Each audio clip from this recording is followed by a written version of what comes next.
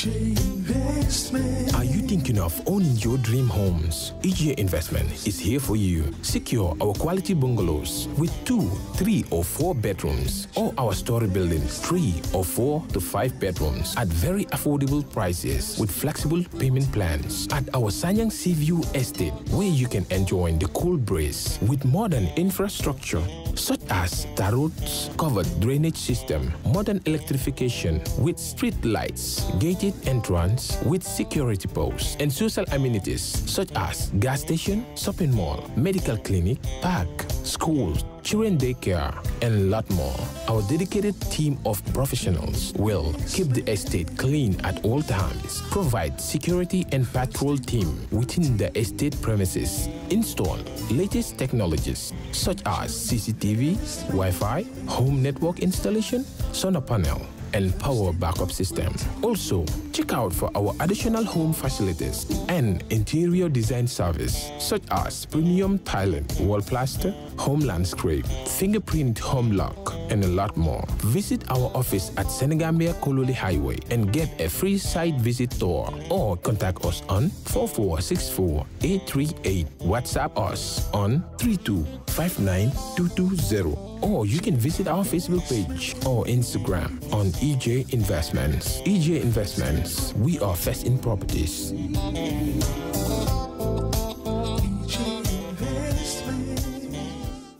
All right. Honey, did you remind him that the last time he sent the money, it was not enough to buy all the provisions? Oh, sorry, I forgot to tell him. Are you guys talking about money transfer to buy provisions? Yes. But don't you know about Baluwo? Baluwo? Baluwo? What is Baluwo? Baluwo is a service that your son can use to send provisions directly to you guys from the shop. And you don't have to worry about the exchange rate. Tell me how Baluwo works. It's very simple. Just log on to baluwo.com and shop, or download the app on your phone.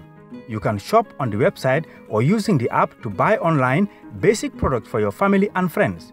With Baluwo, you decide what your money is spent on. Your money, your choice.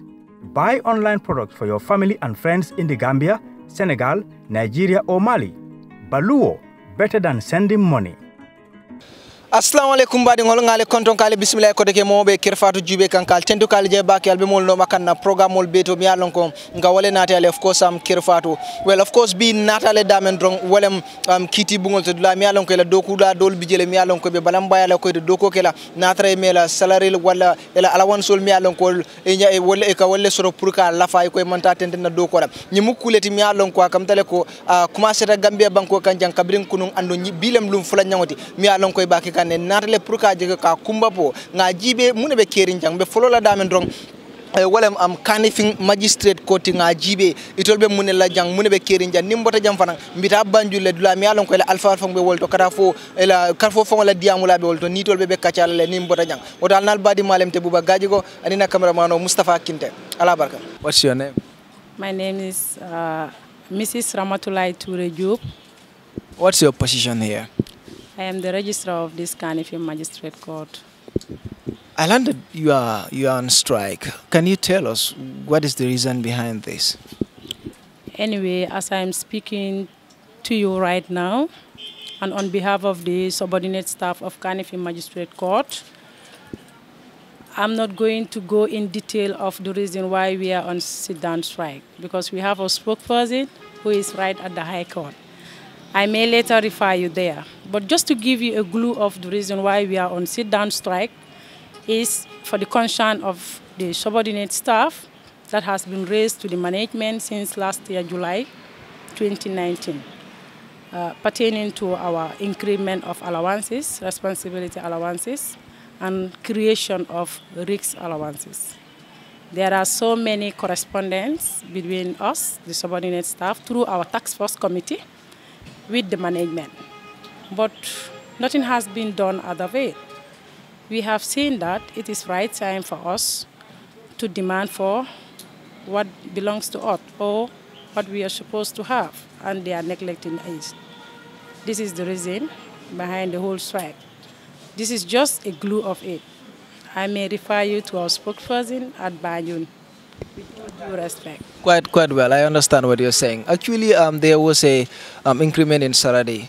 Actually, government increase 50%. Were you not part of this? Actually, we are not talking about increment in salary, as I stated earlier on. I said increment in allowances and creation of RICS allowances. So for salary, we are very much grateful that it has across the board, the whole nation, all civil servants, 50% of increment. We are grateful. So we have seen that other strikes, people will not even come to work. They stay at home. But you people are around. Why? We decided for a sit-down strike. For a sit-down strike, we come and register our register book, daily register book, but we will not do any official work. As you can see around, we are all here at work, and we have to wait for 4 o'clock to go home. Before going home, we have to sign out our register book. But we are not doing any work effectively. Quite well, but do you think you are together in this, in Kanifing? Be rest assured, I'm telling you from the mouth of my subordinate staff, we are together, if not 100%, but 95% of the judiciary subordinate staff. Does that mean that there are people working? There is nobody who is working. Why do you say, why not 100%? I may say it 95%, the reason being that we have signed some list bearing signatories of subordinate staff. So we have seen that few members of the staff have not acknowledged their signatures in that letter or list. So this is the reason why I'm saying maybe 95%, even though they have not signed, but they cannot do any work alone. Judiciary work is collectively, teamwork. The judges themselves, they are there. They cannot do anything without the supporting staff. So we are very, very vital in judiciary. So likewise, the magistrates will come to work. They were in their chambers. They just left not long ago. But they cannot do anything without the supporting staff. The supporting staff are very important in judiciary. So this strike until when? Until our demands are met. It will continue, inshallah, by the grace of the Almighty. Man Amila Tura, Ami Sane. Yalo de liggéey fi. Man ñun kilina ñoo dee bale fii mu set. So kilina tamit dañ bokk ci strike. Waaw dañu bokk ci strike bi. Lan moo waral seen strike? Ñun seen strike bi mun lu ko waral bi ko ñun dañu sonn. Da nga gis kilina bu nekk bu duga judiciaire ba léegi 10 years yaa ngi léegi ñu ngi laa fay on that pay table. Bay dee xam nga loolu rafetut mooy staff ñu daal ba léegi man am naa fi juróom ñaari at ba léegi aw ma staff. mel ni every day lañ leen def. waaw. luñ leen defay mbaa tuuti na trop because man damay lu ma dee receive ci suma salary bi $1000. full salary. waaw.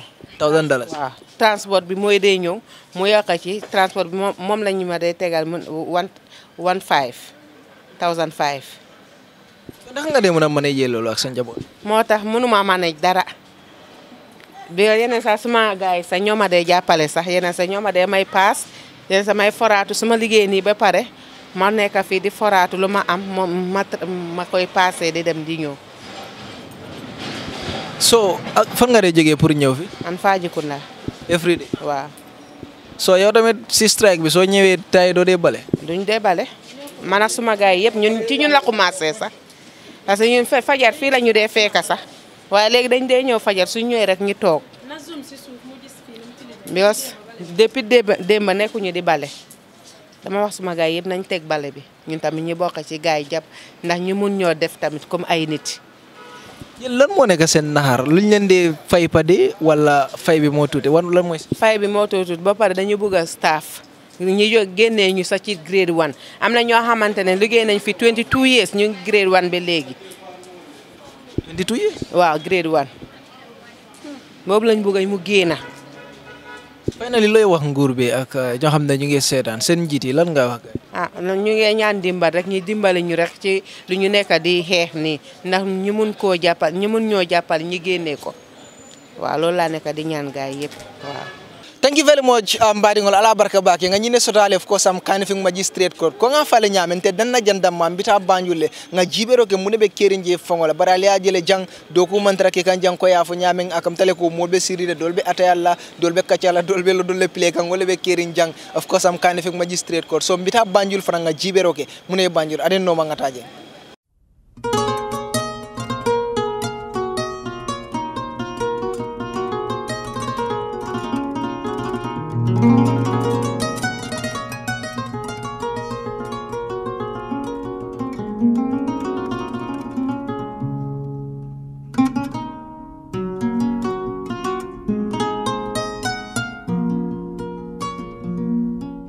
Ndeto Modou Moussa Cissé ngakala mutele ko albe strike kan albe sirinde al mantra do ko la muyati na lafta wala lon be sirinde mantra do ko la birin kuno andung na sionyin be strike le la kay tande so dat na sotonya na do ko aldi sotonya e lafa because be damen na jol doyatale woto kola alna alawansi sol doyata be do kola mam pongo nafano ni nata do kola ni jita poncho punti ngata de paso nyini kolbe kolyari andu ngajele ko majin nyin mimbento ni na senior official pe aga waratale because ni ajibe majority of the support staff mimbi jang e kamin soto karifa jola amantambe dalsi wulilul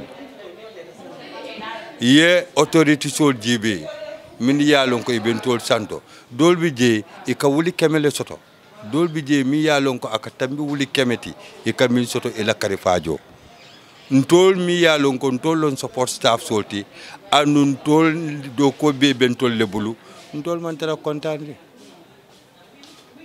min be jama balbi je ndeka bala fa dole le fambi ko ndefa ngam fisa jama walleti jang bon niaji be compare to grade 3 grade 2 grade 1 all buka pen soto grade 1 here is $800 $800 is grade 1 you can go and check it for yourself dolbi je 1000 minka 5000 soto jay ke kontile you see anum ngaji be balu nyaabe jamen say dimbati lon tolti inni woka sey suokono itiya mere itela family se balundi no wokono no nyaadil ebe lo aso jola inyanta mani boto san ni la dimbal sasata itela nyante tekkiyal lolu ndepaso hanna tata ika $100 la bondi every day wo kalifa wo mu jelle neo bondi la salary to jelle be tulaji.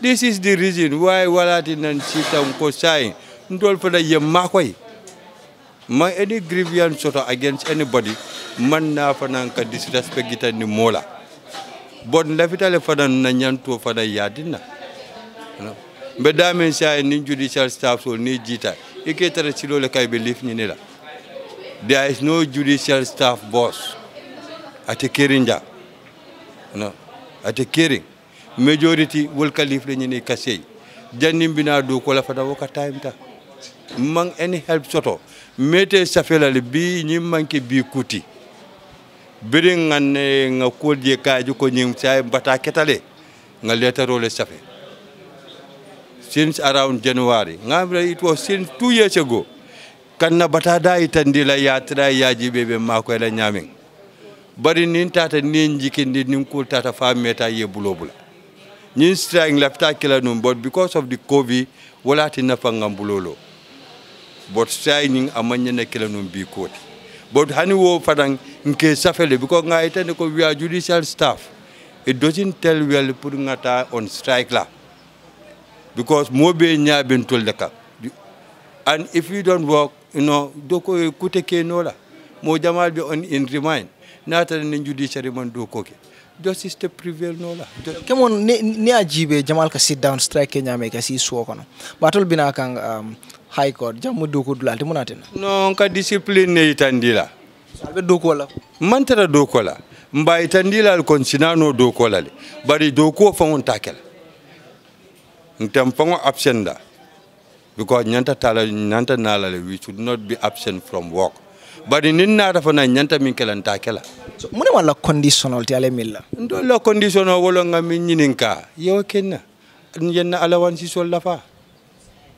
risk allowance responsibility allowance wol be nyanta lafa la clothing allowances you see ya try ye your boss all did transport dinner because other departments all they have their own bosses min kela do kula sama kene feta wodo kola yenna salary jibe because near jibe saying judges all coming receive and all coming receive all margin is too wide because of compared to the judges they receive hundreds of thousands. The support staff are receiving less than $10,000. Can you compare those gap? Ita compare nola. Stag nyim fo muntu mala albesil ala start kuno. Wati tala. Ngamin ninka ninga soto B. So membe buruna do kola le. But nimma soto stag bita onne de.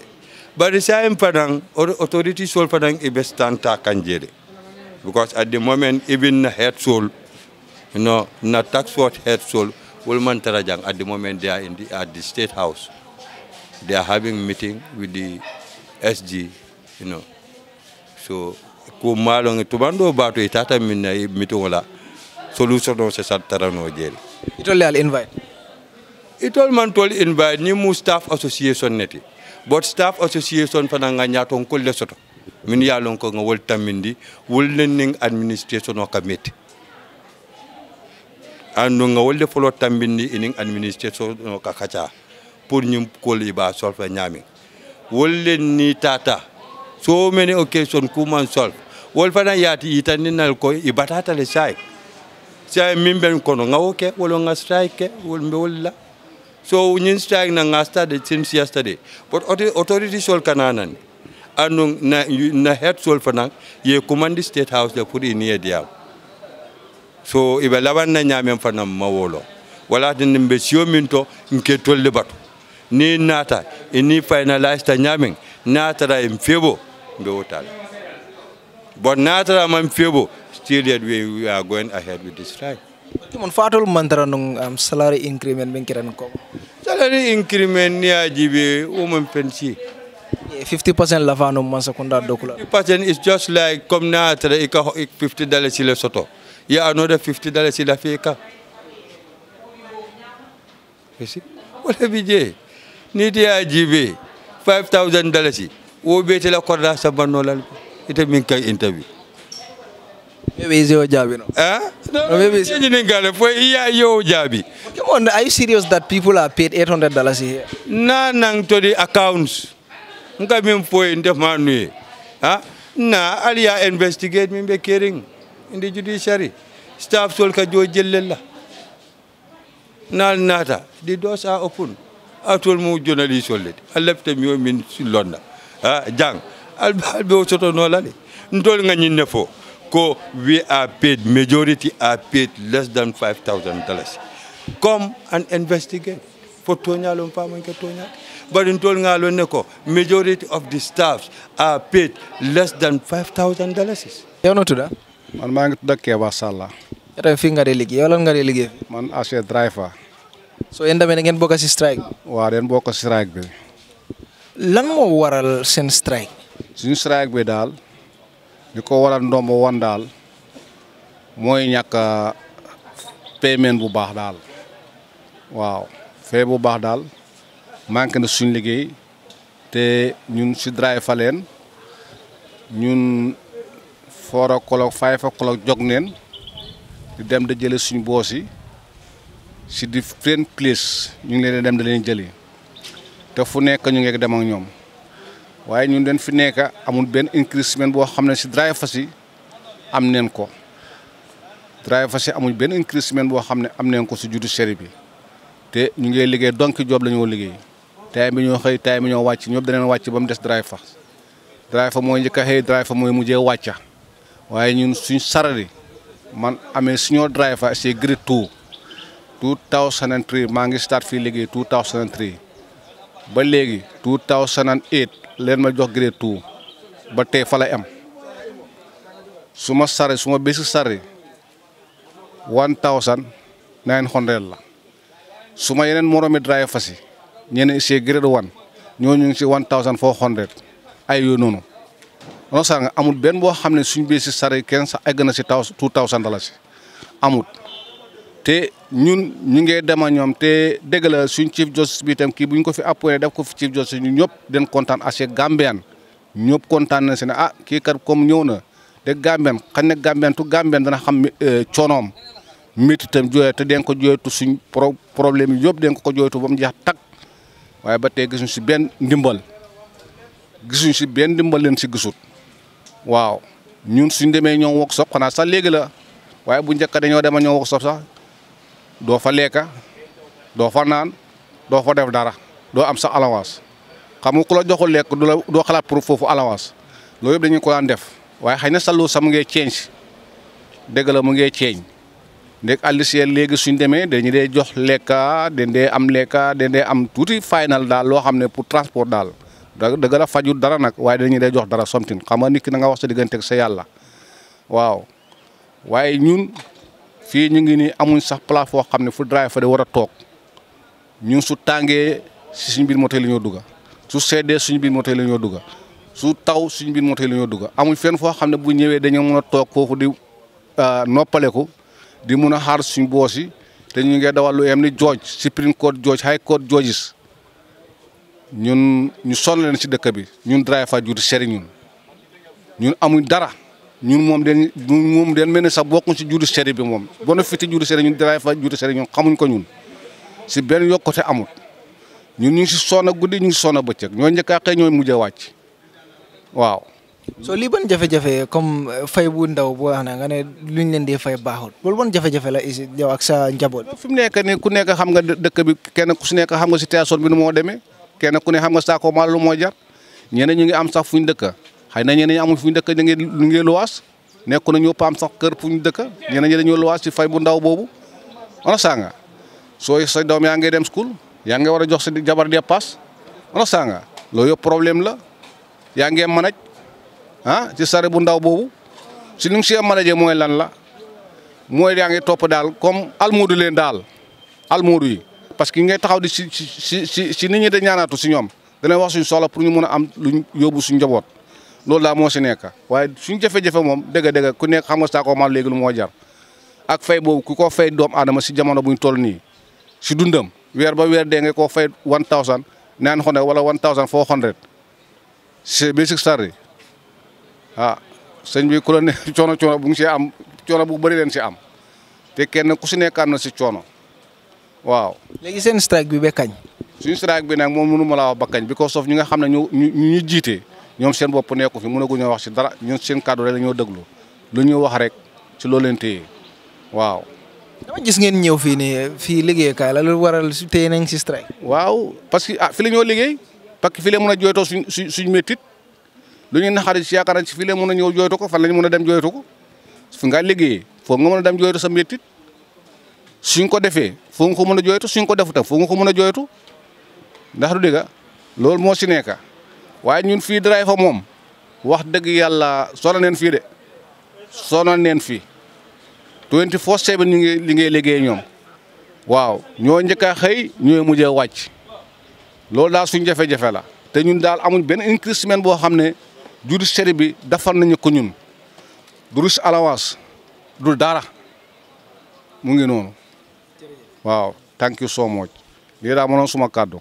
itoɗo lalla jaaju ite fambe dow kola judiciaire ite kamane dow ko jam tomo cilinalti ɗum kilina aɗon fana mbe strike ñin kono to fana ɓe strike hande ko munaten anna jo ma ñanto ñanta men sotola mboka soto andum to ntol haafo ɓe ɓe kombole ngol jam fatale dol ɓe mariama kunda dol ɓe talindin dumoto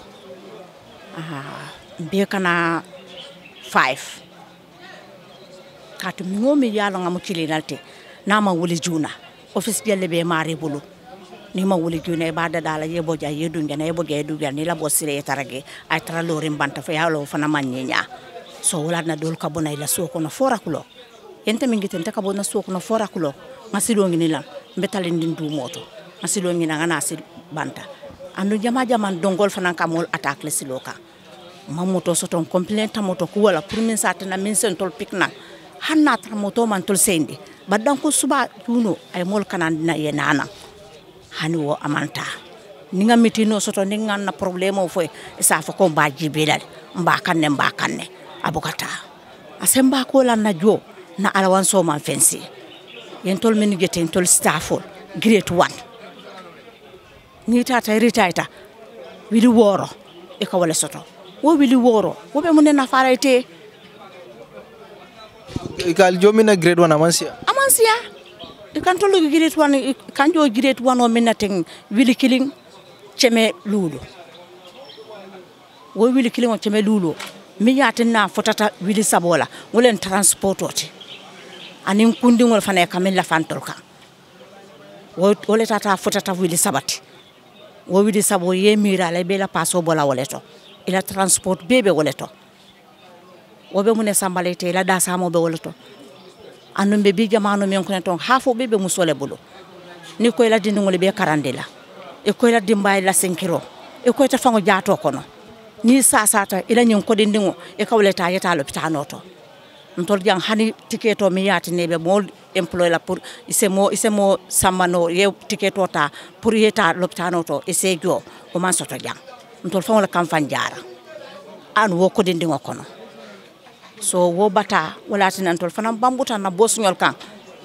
kabirin serun ko atambita kabirin ya jamela jamano fan ntol be nyin kumbo kanne momo bijan amam fen ne enjoy ntol be nyin bata dorone kono wala tinna tol fanan na bos mankota pour kan tol mako tol fanan be bambor nge koma itol kam receive ntol bako receive adon tol ka du ko kole make jandi tol kanay tol ka tarle effort correct abe betiata dame man betiado reke motana ne ya fo ko nana jamman sen ya wo mari ita jono la amunta kon tol mum bindano le tijang katu kamini jom bindano de soko ne ka wolle jon toliye wodu manyinya ni tol be mu gambe dingolati tol be mu dokol atin tol la dokol betiata tol la dokote ko si tol la dokol penolati tol do ni ya gen sita jang fana be fitarola ala matin nga kara mo be ta karanola fo doliye ti karambali yala doliye karang nganyo samba o doron den to la problème ote grade 1 bijam wo grade 1 o fana deli petol bijam abukata nyaato ni diamte sa fo kombe staff lale e buke staff wolen to la problème ote mero ñing kodi iko kodi ndengo ko yafu nyame ke jomena ñing yeni la dimbayalu avec nyaadile ambe kala nyaadi ye momo gita akata na gita 12 o 11 katum 11 nen tol kaji ningita 11 doro isaje momo ta fefero ke suokono momo ta fe mi ngomin sotono suokono ya fefe isela paso fenkeno anila dimbayal suokono o doro bar nyen ko dindingo mo mo samba dawda pero foto iko dindingol be bule ka karamu jono woto nteka karamu go jole de ngana dindingol be karandi be jota because ninga nyen ko dindingo min soto ngasu sole lante fa ngasu suo bambule ngasu suo bambu kare fenko banna salo len kan nasu suo yelma ninga nasu suo yelma wo banna sal yelmo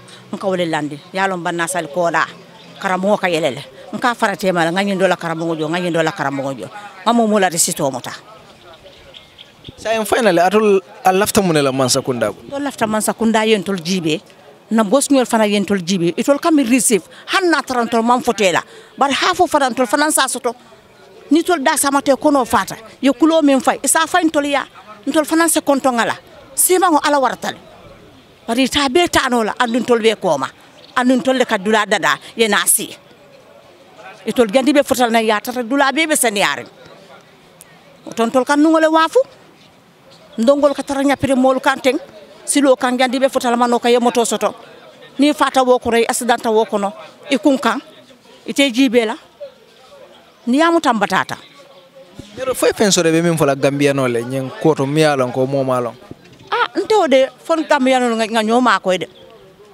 ke kilena sol ma ko be musol ma ko sokto gitu jang na do ko la kiti bungo ni ya jabeti atan tolle yen tol fa men geteng ton kamalu le fan ka fo mo le kon tol be do ko la kiti bungo to katun to nyanta min sotola kiti bungo la min ko be do ko la kiti bungo to ita nyanta fen sotola ban tol bi jana mi yalon ko hande kolo mo fa mo ma katino sako korda sa sotono fente jola do ya suba nsa ngati nana nimbe selan setara li fo ngi lan setara lo man na ko mo mi yalon ko e manke staffot allo fana man betia. What's your name? My name is Pa Adama Mane, Registrar, Gambia Court of Appeal. I am the person nominated to be the spokesperson of the task force of the judiciary support staff. First, what is the cause of this strike? Anyway, the cause of this strike, we have embarked on this strike as a result of certain demands that we have made to the management of the judiciary. And these demands are a series of demands. Firstly, the first among the demands is the abolition of the daily paid, because there are some staff that are still on daily paid and they are receiving less than $60 per day. And we are totally against that, and we want it to be abolished. And in fact, judiciary is only one of the institutions that is still enforcing it. So almost all the other institutions are now trying to do away with it. So we want it to be abolished. And secondly, also, we are asking for a review and increment of allowances. Allowances such as responsibility allowance and risk allowance. For the responsibility allowance, we want it to be increased 100%. We are made to understand that they have approved the responsibility allowance, but it is yet to take effect. It is yet to be effective. And for the risk allowance, we are also made to understand that there are a few people that are receiving it, and we want it to be across the board. We want all the general staff to benefit from the allowance. And we are also demanding for the special incentive, which almost all other institutions are benefiting from. But for the judiciary, it's only a few category of people that are receiving it and benefiting from it. So as a result of that, we want all the staff from grade 7. What is that? Special incentive. Special incentive, you know. People from grade 7 to 6 are the ones that are eligible or entitled to receive it. But there are people in grade 7, they are not benefiting from it, grade 8, you name it. So we want all of them to benefit from it, from grade 7 to 6, all that are entitled to benefit from it. And another thing also is that we are demanding for clothing allowance, which we are also made to understand that it's been approved, but it is yet to take effect. And the vehicle policy also, you know, we want them to put it into consideration, because in all other institutions, you know, they have scrapped it, but for judiciary it is still in force. So we want it to be considered also. And for the working conditions also, we want better furniture, equipment, and we also want to benefit from trainings, even if possible overseas trainings. But we've been here for years, we hardly get trainings. And we also want to get training so that we can improve on our works and deliver better service to the public. If possible, we can also go to Ghana, Nigeria, England, you name it. You know, this is what we want. But we have not been benefiting from such. So these are our demands basically. This is what we are demanding. Yeah, but you started the strike since yesterday, and then when I came here in the morning, actually, I found so many people here, including you also, you are here. Why are you on sit-down strike and coming to work? Are you working, or what are you doing here? No, we are not working. We are not working. We are just coming to manifest our anger that we are on a sit-down strike, but we are not working. We are not working. We want our demands to be met before we could start work. Or we want the management, judiciary management, to tell us something concrete, or let them tell us a way forward before we can resume to work. This is our stance as we speak. But are you together in this? Of course, yeah, 95% of the support staff are in this. 95% of the support staff. This is across the country. All the courts in the country are not sitting since yesterday. They've not been working, because the general support staff are on a strike. I learned that you were called by the Secretary General and you were at the State House today. What transpired there? Can you tell us? Well, definitely, we've had a meeting with the Secretary General, but what we have discussed with him, I cannot disclose it as of now. I first have to meet with the General Staff and the task force we discussed before I can disclose it. But can you tell us, is it positive or negative? Honestly speaking, as of now, I cannot disclose that. It's what I'm saying. Is it a positive or a news that is not okay for you? Well, I can say it is positive, but it all depends on what will follow. Yes, we've had discussions, which are convincing, but we're just waiting to see what will follow. Yes, this is our stand. What are you promising Gambians? This strike, when are we expecting this will end? Well, it can be any minute from now. It can be any minute from now. All we need is a general consensus from the General Staff. Because I personally did not impose this strike. It was something that was, that was a consensus. It was unanimously agreed by almost 95% of the staff. So we have to report back to them and see a way forward. It is not our wish to embark on a sit-down strike, but it is the situation that forces us, and we were not left with any other avenue but to embark on a sit-down strike, and we want our voices to be heard and to be understood. Someone may ask, were you not part of the people who were actually benefiting from the 50% increment, actually? So why are you still complaining? Well, we are still complaining because we are not the only one that have benefited from the 50%, So there have been increments, in other sectors of the judiciary. So this is why we also equally wanted to benefit from it, I don't want to talk about others, but with the support staff, this is what we are demanding, because our salary definitely is not favorable to us at all, yes. So finally, what do you want to say to Gambians? Finally, this is all I have to say, that we have embarked on a sit-down strike. Today is our second day, and we hope and pray that government will hear our demands, and they, address our problems so that we can find a solution to this, so that we can resume to work.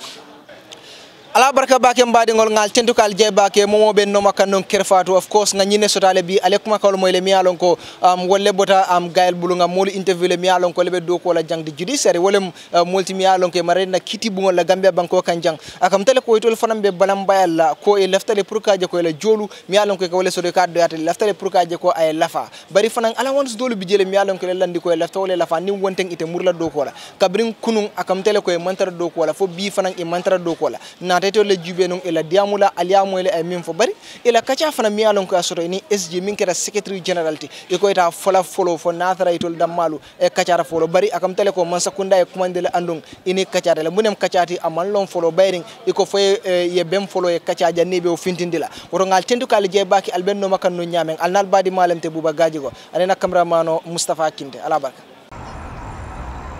When we touch down, better broke down.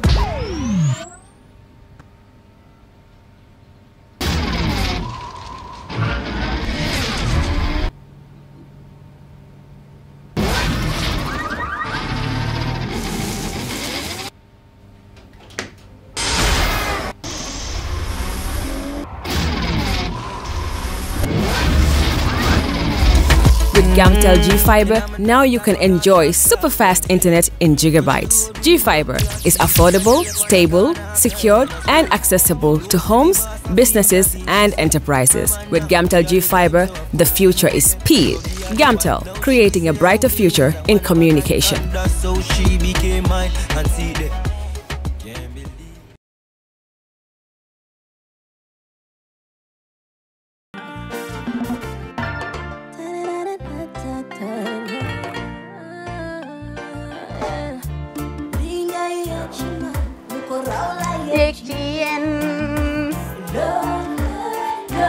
Love like fire. Wow.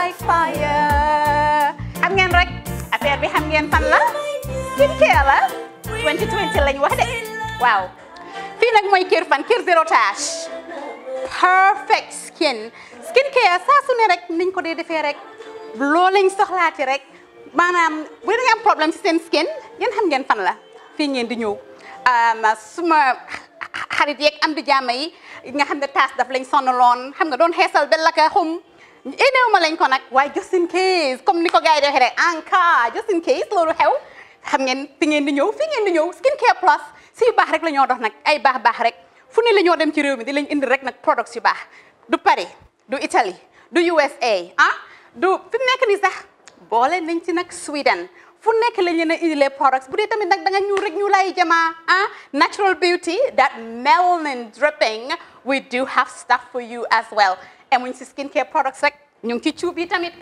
fu ne la ñoo jaar in fact sax last commercial bi ñu defoon waxuñ leen woon dañoo dox ci ay kawar 9A grade rek nag waaw we do have bundles as well hair si lu ne la ñoo dox ñun ñu ngi ci rafetal jigéen rek luy taaral jigéen rek waaw boo leen di tukki tamit bëggoon that classic suitcase dañoo dox ci ay Samsonite duñ dee indi any brand of suitcases though other than Samsonite comme li ma dee wax rek boo eggee airport diri Samsonite dafa am nuñ laa xoolee waaw ngeen ne lan nag waaw skin ci moom la ñu gën a xamee nag skincare products ci moom la ñu gën a xamee ñu ngi dox tamit bentee tamit si ay dàlla man waaye man nag skincare mooy suma specialty xam nga rek jigéen bu sa xar kanam réglé loo def mu jag am nañ Patricia Reiner, Kiwi Eye, the whole range, Lighten Up Gold, Tomatine. I mean, the list can just go on and on and on and on. Lépp loo xam ne rek luy taaral jigéen la ci yooyu rek la ñoo dox. Skincare plus nag emuñ si Gambia rek ñu ngi United States ñu ngi Gambia fii ba pare bu dee yaa ngi anywhere in Europe mun nañ la ko mail within 3 days rek ñetti fan rek nga jot say diw emuñ si loolu rek dañ laa consult tamit balaa ñu laa jaay diw dinañ def a free consultation pour wax la rek exactly li nga xam ne moo méngoo ak sa kanam dinañ leen wax tamit ne rek am nañ perfumes fragrances men's shirts accessories we do dresses as well we do blouses I mean we do shoes name it we do them Skincare Plus 2020 is our year of perfection zero task fi mu nekk nii réew mi fii kenn waratu fi task kenn waratu fi am problème kanam kenn waratu fi am problème yu picca boo ko amee dafa fekk ne rek ñëwuloo ci place bi fii. Love like fire. Bring my love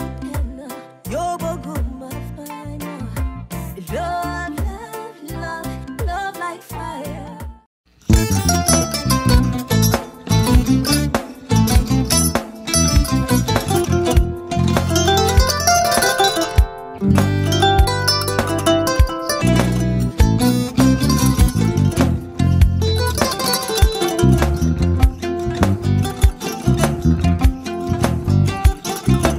Agada mbijan no aga nyaade albaka mbaka important yo nga transfer la sto ya transfer la ha code nyenje okay porsan nsila id soto ha sa soto sorry agada mbijan ro albaka mbaka bara alla service o tariya mbare ki janna nun kunu bara tariya janno mi yona forest de bureau gambia tonkon na no mbari ya bere ha birim koyna fo kato bari si kodo kino kato ni fo bolon labe to 56 branches mola sota gambia jam ha gambia kono ani gambia bantala bankol nko kodo kiya bele to kodo sifa fo falindiro fo nyaadi lafta même na kodi to poto nin kodi maraw jannam number 1 di nyonta andum fana nata anoda enterprise sotale wala nyindi ko domorol fana kol fana be firale de dadi ma ni domorol dil fana be teat gambia dawda yalo ngam fa kendol sotale je wo moy o diat apelenta baraka ni ma lafta nyelan kendol e binaji yalo bu kanila ko la baraka ba yalo ndel ciosano lo baraka